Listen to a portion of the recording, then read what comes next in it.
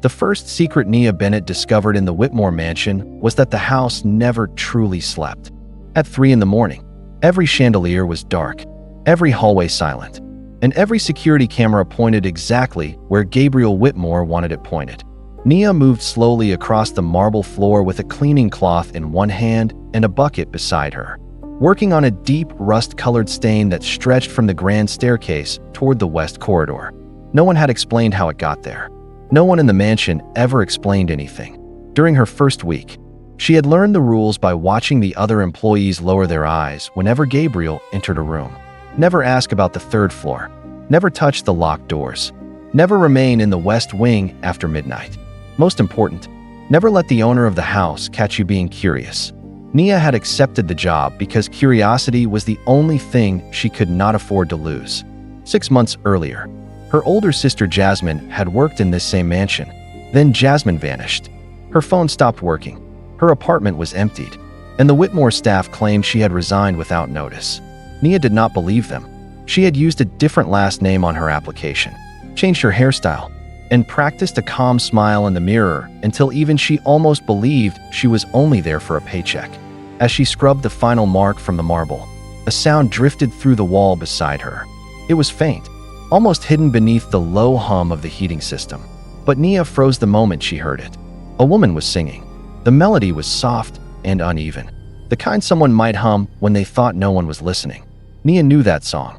Jasmine had invented it when they were children in Baltimore, turning their mother's grocery list into a silly tune during long summer afternoons. No recording existed. No stranger could have known it. Nia set the cloth down and stepped closer to the wall. The paneling looked solid, but a thin line in the wood suggested a hidden doorway. She placed her palm against it. The singing stopped. For several seconds, the mansion seemed to hold its breath. Then a man's voice spoke behind her. "You were not supposed to hear that." Nia turned. Gabriel Whitmore stood 10 feet away in a charcoal suit, his dark hair neatly combed back, his expression unreadable. He was a tall white man in his late 30s, known throughout the city as a businessman no one challenged twice. Yet he did not look angry. He looked prepared. Nia forced her hands to remain still. "Hear what?" "Mr. Whitmore." Gabriel glanced at the wall, then back at her. That answer might have saved you with anyone else. He walked closer, stopping just beyond arm's reach.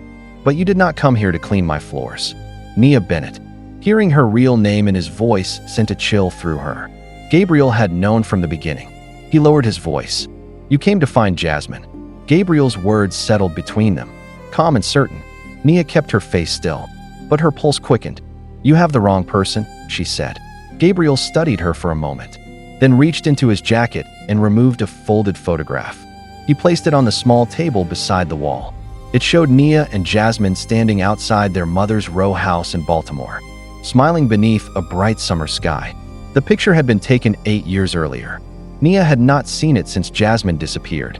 "Where did you get that?" she asked. "From your sister." Gabriel's answer came without hesitation. Nia looked toward the hidden panel. "Is she behind that wall?" "Not tonight." He stepped closer to the panel and pressed a carved section of wood. A narrow door opened, revealing a dark passage barely 3 feet wide. The song had vanished, leaving only the soft rush of air through the corridor. "Then who was singing?" Nia asked. "Someone who wanted to know whether you would recognize it." Gabriel closed the passage again. "This house has more listeners than walls, and not all of them work for me." Nia stared at him. "You knew who I was before you hired me. I knew before you submitted the application.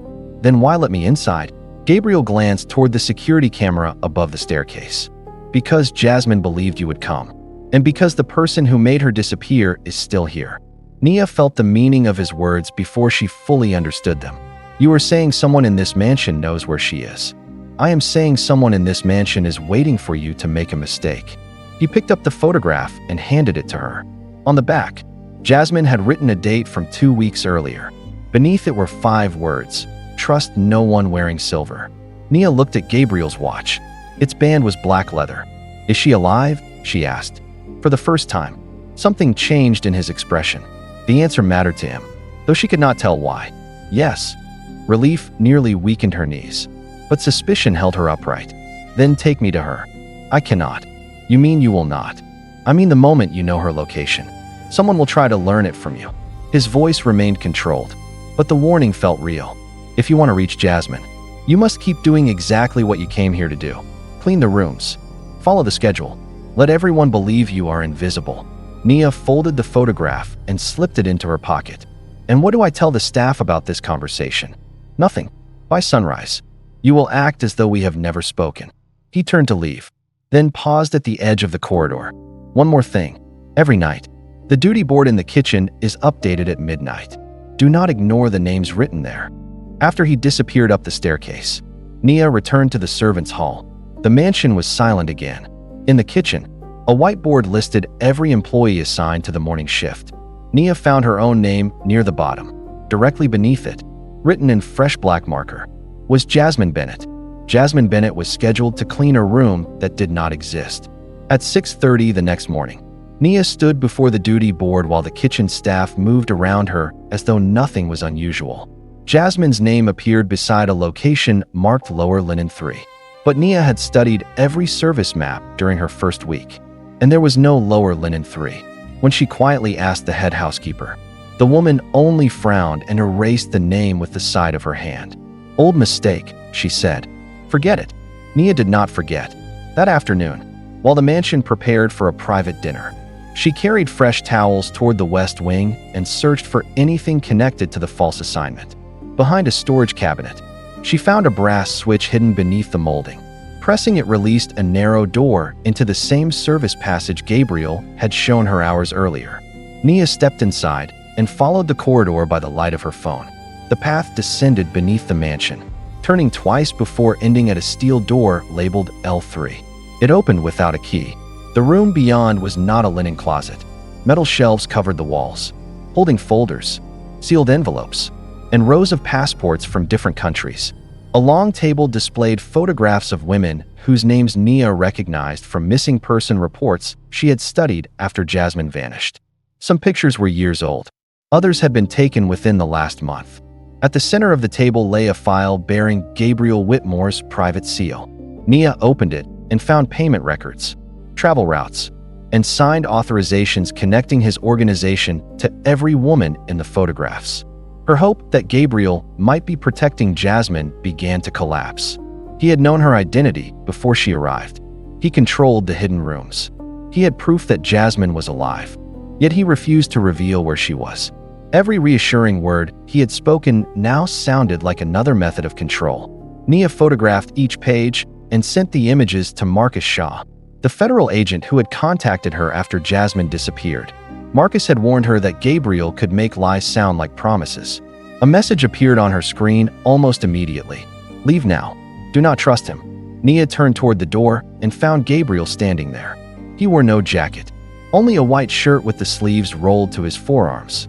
But his calm expression was more unsettling than anger would have been. "Who received those photographs?" he asked. Nia slipped the phone behind her back. "Someone who can expose what you have done." Gabriel entered the room without reaching for the device. "Then you should hope that person is what he claims to be." He picked up one of the passports and placed it beside an authorization form. "Look at the dates." Nia resisted, but something in his voice made her examine them. The passport had been issued 3 days after the woman was officially reported missing. The travel authorization was dated 1 week later. Every route led away from cities controlled by the Whitmore organization, not toward them. Gabriel opened another folder. Inside was a recent photograph of the same woman standing safely outside a small house in Oregon. "These are not records of women being taken," he said. "They are records of women being moved beyond the reach of the people hunting them." Nia looked again at the files, no longer certain what they proved. Gabriel placed Jasmine's folder on the table between them. "Your sister is the reason this room exists." Gabriel opened Jasmine's folder, but he kept one hand over the final page. "Your sister found evidence that people inside my organization were using Whitmore routes to move vulnerable women across state lines under false identities," he said. She copied names, account numbers, and private schedules before anyone realized what she had seen. Nia stared at the records spread across the table. "Why would Jasmine trust you?" She did not. Gabriel's answer was immediate. "At first, she believed I was responsible for everything. She came to this mansion looking for proof, just as you did." He turned one photograph toward Nia. It showed Jasmine standing beside 3 women outside a plain brick building in Pennsylvania. The date was 4 months after her disappearance. When she learned the truth, she helped me build this network. Nia studied her sister's face. Jasmine looked tired, but she was alive, and she was not being held against her will. Then let me speak to her. You already heard her voice last night. Gabriel explained that the song had been played through the hidden passage from a secure recording Jasmine had made only hours earlier. It was a test meant to confirm that Nia had entered the mansion without being followed. She knew I would recognize it. Nia said, she also knew you would ignore every warning once you believed she was near. Nia looked down at the passports. These women are witnesses. Some are witnesses. Some are people who refuse to become victims of men with money, influence, and respectable names. Gabriel walked between the shelves, showing her files tied to shelters, legal teams, and safe homes across 6 states. The secret life hidden beneath the Whitmore mansion was not a second criminal empire. It was an escape route built inside the first one. Every dollar had come from accounts Gabriel controlled. Every transfer had been disguised as ordinary business so that no one in his family would discover what he was doing. You are destroying your own organization, Nia said. I am removing the parts that should never have existed. That sounds noble when you say it quietly in a locked room. Gabriel accepted the accusation without defending himself. I have done things I cannot excuse.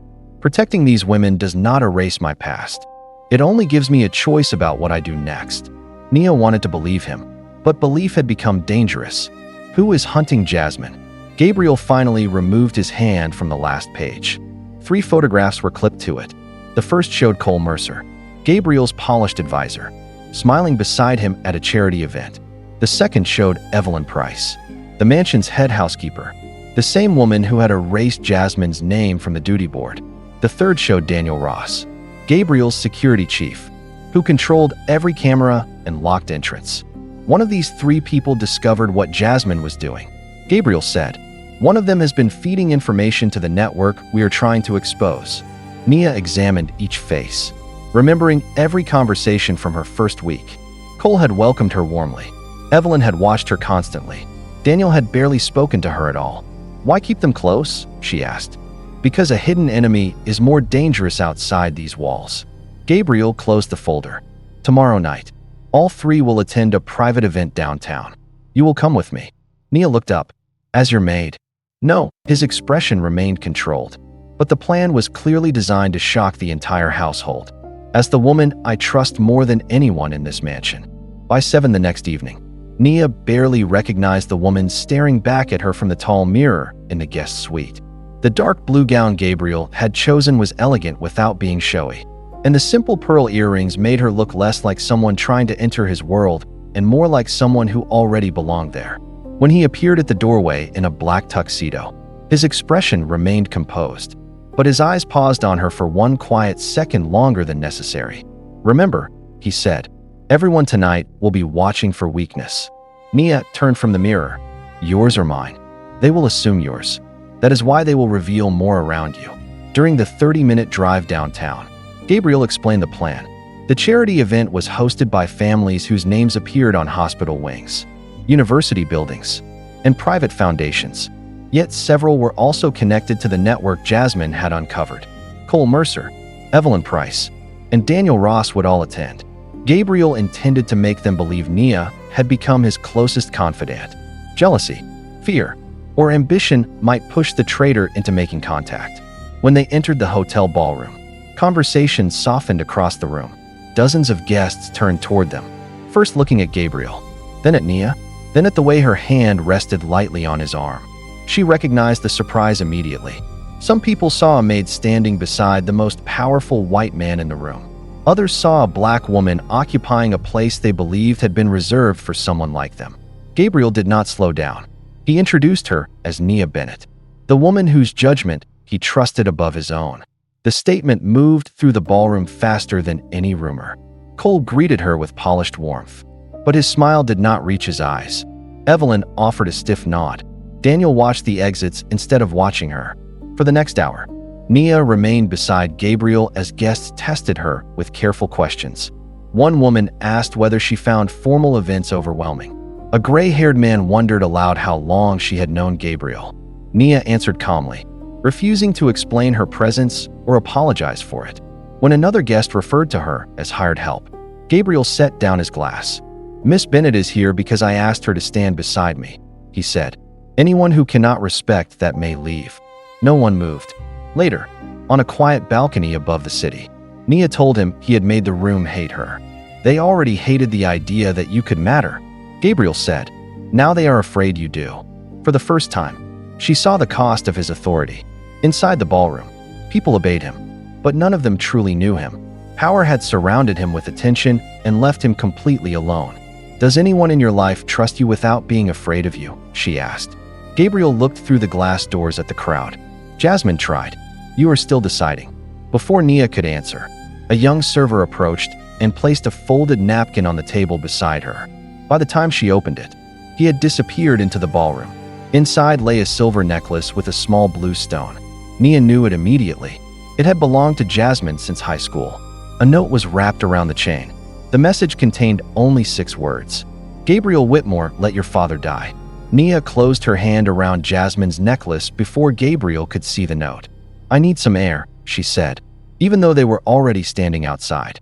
Gabriel watched her carefully, but the ballroom doors opened behind him as Cole called his name. Nia used the interruption to slip away. She found an empty powder room near the hotel lobby and locked the door. Her father had died 12 years earlier after agreeing to testify against a company connected to the Whitmore family. The case had been dismissed, the records sealed, and Nia had spent years believing his death was an accident. Now the message suggested Gabriel had been involved. She took out her phone and contacted Marcus Shaw. He answered immediately, as if he had been waiting. When Nia described the necklace, Marcus told her he had recently obtained an audio file from a confidential source. Seconds later, the recording arrived. Gabriel's voice filled the quiet room. "I was there that night. Bennett knew too much. I gave the order, and by morning the problem was gone." Nia listened twice. The words were clear, calm, and impossible to misunderstand. Every moment of trust she had begun to feel turned against her. Gabriel had known her name, her family, and the reason she came to the mansion. He had presented himself as Jasmine's protector while hiding his connection to their father. Marcus told her that the safe houses beneath the Whitmore network could be closed legally if she provided their locations. He promised the women would receive federal protection and Jasmine would finally come home. Nia hesitated. Gabriel had warned her that someone was pretending to be an ally, but the recording sounded real. She opened the photographs she had taken in the hidden archive and sent Marcus every address she could find. Within minutes, messages began arriving from numbers she did not recognize. One safe house had lost contact. Another had been evacuated after strangers appeared nearby asking questions. A third had reported that its private access codes no longer worked. Nia's stomach tightened. Federal protection did not move that quickly, and legitimate agents did not contact witnesses through anonymous numbers. She called Marcus again, but this time he did not answer. When Nia returned to the ballroom, Gabriel was gone. Cole claimed he had left without explanation. Evelyn avoided Nia's eyes. Daniel stood near the entrance, speaking urgently into an earpiece. Nia hurried outside and found the Whitmore car waiting at the curb. But the driver told her Gabriel had ordered him to take her directly back to the mansion. During the ride, Nia tried calling every number connected to the safe houses. No one responded. The mansion was dark when she arrived, except for a single light in the west corridor. She entered through the servant's door and found the hidden passage standing open. Gabriel appeared at the far end, breathing hard from the stairs, his white shirt marked with dust and rain. "The locations were exposed," he said. Nia could not meet his eyes. "I sent them to Marcus Shaw." Gabriel stopped. The silence that followed was worse than anger. "There is no federal agent named Marcus Shaw assigned to this case." Nia looked up. "He showed me credentials. They were manufactured." Gabriel took out his phone and displayed a photograph from the hotel security system. It showed Marcus entering through a private service entrance beside Cole Mercer. "The man you trusted works for Cole," Gabriel said, "and now he knows exactly where to find Jasmine." The truth arrived too late to stop Cole Mercer's plan. Before Gabriel could warn the remaining safe houses, every light in the mansion switched on at once, and the front gates opened for a line of black cars. Guests from the charity event began entering the grand hall. dressed for what they believed was a private midnight gathering. Cole had used Gabriel's name to summon the most powerful families in the organization, and no one questioned the invitation. Daniel Ross appeared at the end of the corridor with 2 security officers beside him. "The cameras no longer answer to us," he told Gabriel. Someone replaced the access codes. Nia looked toward the staircase. Evelyn Price stood above them, holding the master key ring. Her expression was no longer cautious or uncertain. "I am sorry, Mr. Whitmore," she said. "Mr. Mercer offered the staff a future that did not depend on your conscience." Cole entered through the ballroom doors, smiling as though he had simply arrived early for a meeting. Marcus Shaw walked beside him. "You built an impressive rescue network," Cole said. "Hidden accounts, private attorneys, protected witnesses, all of it buried beneath the Whitmore name." Gabriel moved in front of Nia. "Where's Jasmine?" Cole glanced toward the upper balcony. 2 employees opened a side door, and Jasmine stepped into view. She looked exhausted, but she was standing on her own. The moment she saw Nia, her face changed with relief. Nia started toward the stairs, but Gabriel quietly stopped her. Cole wanted them separated. "Frightened and careless. Your sister was difficult to locate," Cole said. Fortunately, Nia provided a complete map. The words struck harder than any accusation. Jasmine looked at Nia, but there was no anger in her expression, only understanding. "He lied to you," she said. "That is what Marcus does." Marcus removed the silver watch from his wrist and placed it on a table, confirming Jasmine's warning from the photograph. Cole gathered the guests closer and announced that Gabriel had secretly betrayed the organization by helping witnesses disappear. He presented the hidden accounts as proof that Gabriel had stolen from his own family. Then he offered Gabriel a choice. He could keep control of the Whitmore empire and allow Nia and Jasmine to be taken away, or he could surrender every account, route, contact, and private code in exchange for their freedom. Nia shook her head. "Do not give him anything." Gabriel looked at her with the same calm expression he had worn the night they first met. Power is only useful when it protects someone. He entered the codes into Cole's tablet, transferred control of the accounts, and signed away authority over every legal business connected to the mansion. One by one, the screens around the ballroom confirmed the changes. Cole now possessed everything he had spent years trying to steal. "Release them," Gabriel said. Cole smiled. "You still believe men like me honor agreements." He signaled toward the guards near the staircase. The ballroom doors locked, the window shutters closed, and the guests began backing away from the center of the room. Cole ordered Nia, Jasmine, and Gabriel taken below the mansion before sunrise. Gabriel did not resist.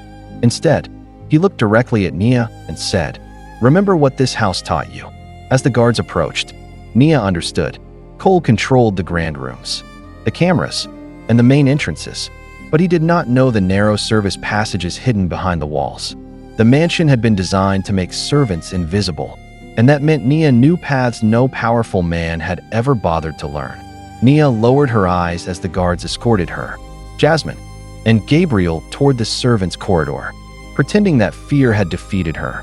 The moment they passed the old pantry, she stumbled against a narrow cabinet and pressed the hidden brass latch behind its frame. A section of wall opened just wide enough for her to pull Jasmine inside. Gabriel stepped between the guards and the doorway, creating the few seconds they needed before following them into the passage. Nia sealed the panel from the other side, and the 3 of them moved quickly through the dark corridor. Jasmine knew the lower routes, but Nia knew which passages had remained untouched since the mansion was built. They climbed a steep service staircase and reached the abandoned laundry room above the ballroom. Through a narrow vent, they could hear Cole telling the assembled families that Gabriel had surrendered control because he was weak. He claimed the missing women had stolen from the organization and promised that every witness would be found before morning. Jasmine removed a small drive from her necklace and placed it in Nia's hand. It contained account records, messages, and recorded conversations proving Cole had directed the network Gabriel was trying to dismantle. Gabriel explained that the ballroom presentation system was connected to an old service panel inside the laundry room. Cole controlled the main security network, but he had ignored the equipment used by employees. Nia connected the drive and opened the mansion's internal broadcast channel. Downstairs, every screen changed at once. Cole's financial records appeared first, followed by photographs of false identities, private payments, and written orders carrying his signature. The guests stopped listening to him and began reading the evidence for themselves. Nia then activated the ballroom microphones from the service panel. Cole's voice traveled through the speakers as he demanded that Marcus erase the files and silence anyone who had seen them. His own panic became the final proof. Jasmine sent the broadcast to reporters, attorneys, and federal investigators whose identities Gabriel had verified months earlier. Within minutes, copies of the evidence existed beyond the mansion and beyond Cole's control. Gabriel opened the laundry door and walked down the main staircase while Nia and Jasmine followed through a side passage. Cole stood alone near the center of the ballroom as former allies moved away from him.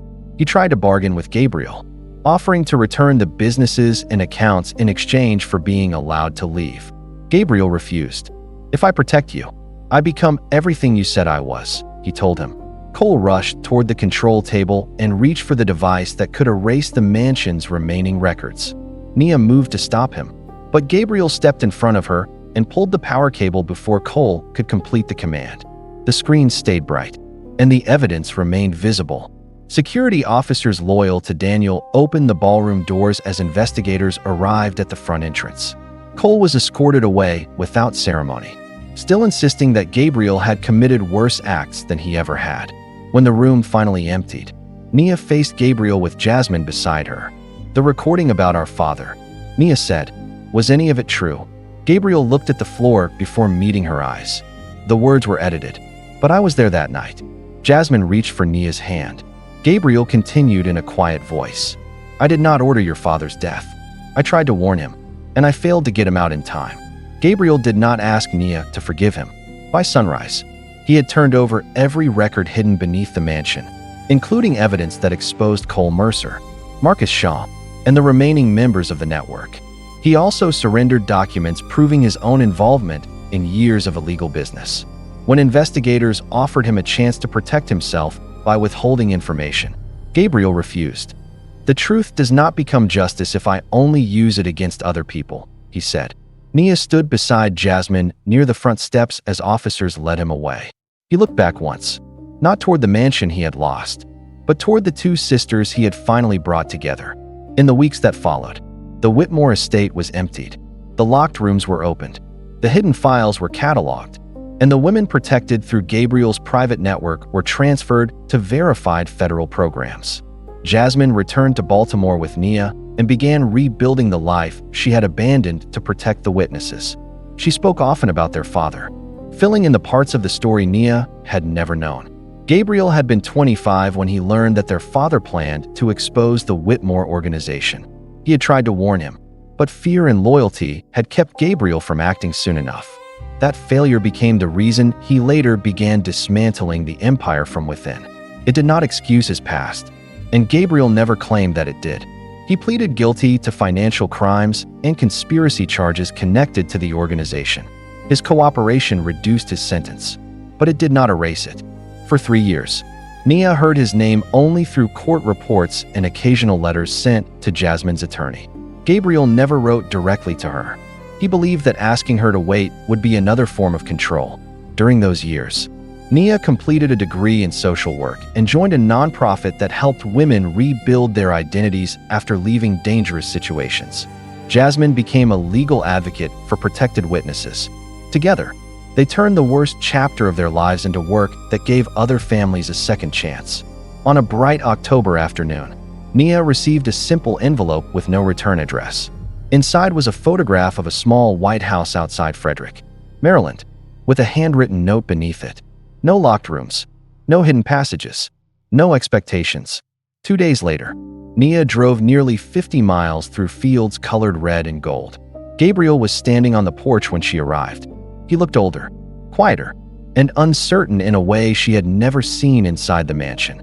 There were no guards, expensive cars, or servants waiting behind him.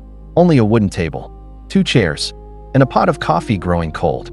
"I did not know whether you would come," he said. "Neither did I," Nia answered. Gabriel stepped aside, leaving the doorway open without asking her to enter. That small choice told her more than any promise could have. Nia looked around the plain living room and smiled. "So this is your secret life?" Gabriel shook his head. "No, This is the first life I chose for myself.